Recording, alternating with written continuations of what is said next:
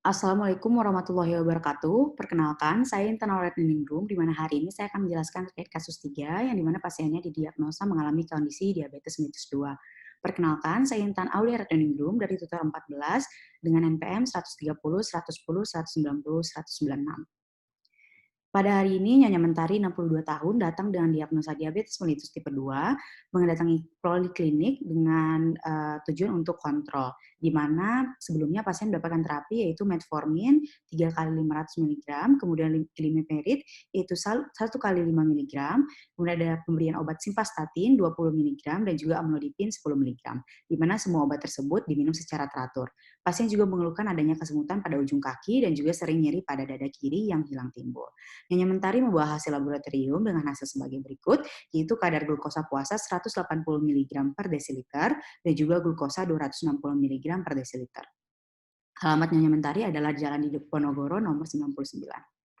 Baik, berdasarkan Perkeni tahun 2019 dikatakan bahwasanya apabila pemeriksaan glukosa plasma puasa di atas 126 mg per desiliter, maka dan juga ditambah dengan pemeriksaan glukosa plasma sewaktu yang di atas 260 mg desiliter, di mana ini dialami oleh Nyonya Mentari, maka ini bisa dikatakan bahwa saya masih didiagnosa terdapat diabetes mellitus tipe 2 dan tidak adanya penurunan kadar glukosa atau sesuai dengan yang diharapkan.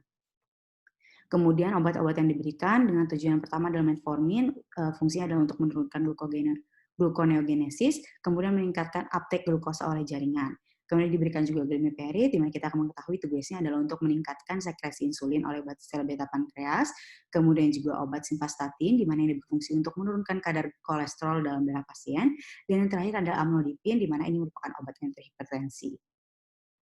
Baiklah, sebelumnya mari kita bedah satu persatu obat yang diberikan oleh pasien, yang diberikan kepada pasien. Yang pertama terkait metformin. Indikasinya adalah diberikan memang kepada pasien dengan diabetes mellitus tipe 2, kemudian pasien yang diabetes mellitus tetapi gagal dalam terapi diet. Dan juga untuk kontraindikasinya adalah pasien dengan kondisi penyakit hati berat, memiliki penyakit jantung, memiliki penyakit paru, kemudian ibu hamil, serta pasien dengan penyakit ginjal. Dan juga pasien yang memiliki alergi terhadap golongan biguanid. Pada kondisi Ibu Mentari tidak ditemukan kontraindikasi pada obat metformin, sehingga metformin memang tepat untuk diberikan kepada beliau. Selanjutnya adalah untuk obat glimepiride, di mana obat glimepiride ini memiliki indikasi yaitu pada pasien yang diabetes mellitus tipe 2. Kemudian kontraindikasinya adalah kepada pasien dengan gangguan ginjal, pasien dengan gangguan hati, kemudian yang ketiga adalah pasien geriatri atau lanjut usia. Mengapa pasien lanjut usia ini dikontraindikasikan dengan glimepiride? Dikarenakan yang pertama adalah fungsi fisiologis dari hati tentunya sudah tidak akan maksimal pada pasien-pasien yang telah lanjut usia, sehingga kemampuan untuk mensintesis protein yang dibutuhkan untuk mengikat obat, kemudian juga kemampuan untuk memetabolisme obat akan menurun. Akibatnya dikhawatirkan obat-obat tersebut justru akan bersirkulasi lebih lama di dalam darah, kemudian juga akan pada kondisi aktif justru akan mengeksploitasi sekresi atau fungsi dari sel beta itu sendiri. Akibatnya adalah dikhawatirkan dapat menyebabkan justru kondisi kelebihan insulin, hiperinsulinemia. Akibatnya dapat mengakibatkan atau memicu kondisi hipoglikemi pada pasien-pasien yang telah lanjut usia. Oleh karena itu makanya obat glimepiride ini tidak disarankan atau tidak diberikan pada pasien yang telah lanjut usia. Selanjutnya adalah pada ibu hamil dan yang terakhir adalah pasien dengan alergi. Oleh karena itu pemberian obat glimepiride pada kasus ini belumlah tepat. Obat yang disarankan. Pada Perkeni tahun 2019 dikatakan bahwasanya pasien-pasien yang memiliki komorbid penyakit kardiovaskular atau aterosklerotik disarankan untuk mendapatkan kombinasi obat metformin dan juga penghambat SGLT2 maupun agonis GLP-1. Pada kondisi ini pasien datang dengan pemberian obat amlodipin, di mana ini kita dan juga kondisi adanya nyeri pada dada sebelah kiri. Ini bisa diindikasikan bahwa pasien memiliki penyakit kardiovaskular, walaupun memang diperlukan informasi lebih lanjut terkait kondisi tersebut. Oleh karena itu, maka obat yang akan diberikan pada pasien ini yang akan dikomunikasikan adalah SGLT2. Mengapa bukan GLP-1? Karena untuk GLP-1 ini diberikan dalam bentuk injeksi. Nah, injeksi ini akan dikhawatirkan memberikan kesulitan tersendiri bagi pasien-pasien yang telah lanjut usia dalam mengaplikasikannya. Selanjutnya juga untuk pemberian GLP-1 dan juga SGLT2 atau SGLT2 ini direkomendasikan oleh American Diabetes Association, di mana dapat diberikan GLP-1 ataupun SGLT2 seperti yang tercantum pada tabel sebelah kiri. Kemudian juga dikarenakan pasien sudah mendapatkan intervensi obat sebelumnya, yaitu obat metformin dan juga glimepiride. Namun pada hasil pemeriksaan darah tidak menunjukkan kadar glukosa yang menurun atau kondisi normal. Tapi memang diperlukan lebih lanjut lagi terkait keterangan waktu kapan terakhir pasien follow up, kemudian juga berapa target dari dokter sebelumnya dalam memberikan obat yang telah diresepkan tadi. Kemudian tapi oleh karena itu pada kesempatan kali ini maka pasien akan disarankan untuk mendapat obat triple terapi karena dual terapi tadi belum maksimal. Yang mana triple terapi ini akan dipilih yang pertama adalah metformin, yang memiliki fungsi untuk dikarenakan metformin memiliki efikasi yang tinggi dan juga memiliki fungsi untuk meningkatkan uptake dari glukosa sendiri. Kemudian memberikan SGLT2 inhibitor seperti yang telah disebutkan sebelumnya memang disarankan untuk pasien-pasien dengan komorbid penyakit kardiovaskular, dan yang terakhir adalah DPP-4 inhibitor yang memang bekerja untuk meningkatkan sekresi inkretin, di mana nanti sekresi inkretin ini akan merangsang sekresi insulin dan akhirnya dapat mengontrol glukosa darah, serta DPP-4 inhibitor ini memiliki kemampuan untuk menekan sekresi dari glukagon sel alfa pankreas. Kenapa tidak menggunakan Glinit? Dikarenakan untuk Glinit sendiri di Indonesia memang obatnya belum tersedia. Yang kedua juga mungkin ada pertanyaan mengapa tidak diberikan TZD. TZD ini dikarenakan TZD ini tidak direkomendasikan kepada pasien-pasien yang memiliki penyakit kardiovaskular. Sehingga kombinasi yang diberikan tadi, yang ketiganya yaitu metformin, kemudian juga SGLT2 inhibitor, serta DPP-4 inhibitor ini telah sesuai dengan saran yang diberikan oleh Perkeni, di mana pada pemberian kombinasi obat ini diharapkan mekanisme dan kerja dari obat itu memiliki kinerja yang berbeda pada organ-organ tubuh untuk mengontrol glukosa dalam darah. Baiklah, kemudian juga dikatakan pada Perkeni 2019 bahwasanya obat DPP-4 inhibitor ini memang memiliki efek samping yang minimal namun memiliki keuntungan yang cukup banyak sehingga DPP-4 inhibitor ini dapat dipilih. Baiklah, maka berlanjut pada tabel yang pertama untuk item diagnosisnya tentunya adalah pasien dengan diabetes mellitus tipe 2, kondisi fisiologisnya usia 62 tahun, di mana pasti fungsi fisiologis organ menurun, tentu ada liver, pankreas yang akan mengakibatkan penurunan sekresi insulin serta ginjal. Kondisi patologisnya adalah DM tipe 2, di mana kadar insulinnya tidak adekuat atau resistensi, serta adanya tinggi kolesterol dan juga hipertensi. Kondisi yang lain dikatakan pasien mengalami kesemutan dan juga nyeri dada, di mana ini bisa mengindikasikan bahwasanya terapi sebelumnya ini belum berjalan atau belum mencapai target dengan baik. Yang kelima adalah pilihan obat yang tepat, yang kami berikan adalah metformin, kemudian SGLT2 inhibitor, dan juga DPP-4 inhibitor. Tujuan terapinya adalah untuk mengendalikan kadar glukosa darah. Regimen dosis dari metformin yang sesuai dengan kasus yang pertama adalah tentunya metformin diberikan tablet 500 mg yang kekuatannya adalah tablet 500 mg dan juga 850 mg. Sediaan obatnya adalah tablet dan juga tablet ekstrak atau extended release.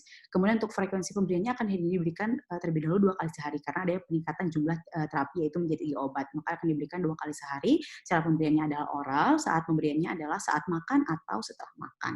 Lama pemberiannya adalah 2 minggu. Mengapa diberikan saat makan? Karena di sini kita bisa lihat adanya mekanisme actionnya di mana absorpsinya ini bisa diperlambat oleh makanan. Namun untuk menghindari efek samping maka dapat dikonsumsi saat makan maupun setelah makan.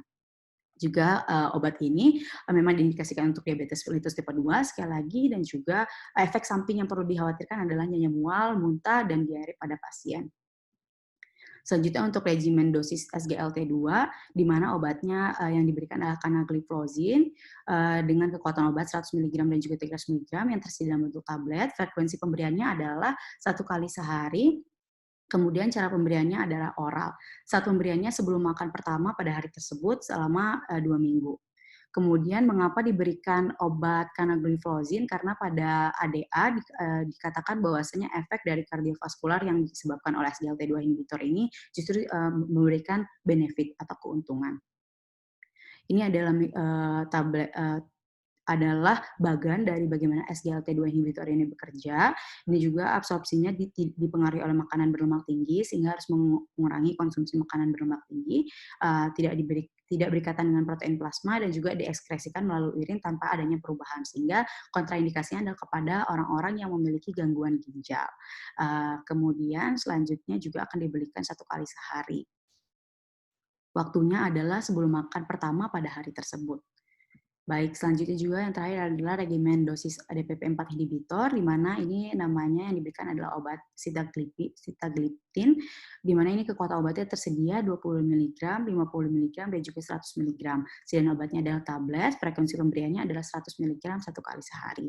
Cara pemberiannya adalah oral, saat pemberiannya tidak bergantung pada jadwal makan, bisa kapan saja, dan juga lama pemberiannya adalah 2 minggu. Ini adalah untuk tabelnya, untuk bagannya, di mana fungsi dan mekanisme kerja dari DPP-4 inhibitor sendiri adalah untuk meningkatkan dan mempertahankan kadar GLP-1, meningkatkan inkreatin sehingga merangsang insulin, serta menghambat sekresi glukagon. Efek sampingnya tetap ada diare atau mual, kadang-kadang, dan juga mekanisme of action-nya memang bekerja pada metabolisme pada ginjal, serta ekskresinya juga melalui ginjal. Oleh karena itu, ini sangat dikontraindikasikan kepada pasien yang memiliki gangguan ginjal. Kekurangan dari DPP-4 inhibitor sendiri adalah harga yang memang cukup mahal. Kemudian diberikan 1 kali sehari, waktunya tidak bergantung pada jadwal makan. Namun bisa disarankan untuk diberikan tetap sebelum makan begitu, atau setelah makan. Pertimbangannya selanjutnya, sebelum saya berlanjut pada pertimbangan, izinkan saya kembali untuk pada slide sebelumnya, yaitu di mana mekanisme dari SGLT2 inhibitor adalah untuk menghambat absorpsi glukosa pada ginjal. Di mana pada ginjal sendiri itu kita mengetahui adanya adanya GLP-1 dan juga GLP-2, dan adanya GLP-1 dan juga GLP-2. Nah, untuk ketergantungan untuk selanjutnya saya akan menjelaskan terkait dengan pertimbangan dalam pemberian obat ini. Pemberian obat ini sebelumnya benar-benar ketika obat yang telah dicantumkan sebelumnya, maka sangat perlu diperhatikan juga terkait kondisi perekonomian dari pasien. Mengapa demikian? Karena untuk obat SGLT2 dan juga obat SGLT2 dan juga DPP-4 inhibitor ini memang cukup mahal gitu. Selanjutnya adalah ini untuk penulisan resep, nama dokter yang bertugas, SIP, alamat prakteknya, kemudian nomor HP tempat praktek, yaitu di Bandung pada tanggal 27 September, atau dikeluarkannya resep yang diberikan adalah metformin 500 mg dengan jumlah 28 tablet, di mana dikonsumsi 2 kali sehari, yaitu setelah makan. Untuk kanagliflozin yaitu 100 mg dengan jumlah tablet yang diberikan adalah 14, 1 kali sehari, dan 1 jam sebelum makan.